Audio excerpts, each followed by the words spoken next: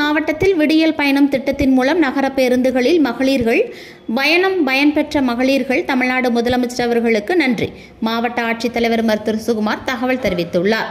தமிழ்நாடு முதலமைச்சர் தலைமையிலான அரசு பொறுப்பேற்றவுடனே தமிழ்நாடு முதலமைச்சர் மு.க. ஸ்டாலின் முதல் கையெழுத்தாக விடியல் பயணம் திட்டத்தின் மூலம் அரசு நகர பேருந்துகளில் அனைத்து மகளிர்கள் இலவசமாக பயணம் மேற்கொள்ளலாம் என்ற புதிய திட்டத்தினை தொடங்கி வைத்தார். தமிழ்நாட்டில் உள்ள அனைத்து மாவட்டங்களிலும் அரசு நகர பேருந்துகளில் அனைத்து மகளிர்களும் ஒரு நாளிற்கு எத்தனை முறையானாலும் பயணம் மேற்கொள்ளலாம் என மிகவும் அற்புதமான திட்டம் தொடங்கி வைக்கப்பட்டது. அதன்படி வேலைக்கு செல்லும் மகளிருக்கு இத்திட்டம் மிகப்பெரிய பயனுள்ளதாக அமைந்துள்ளது.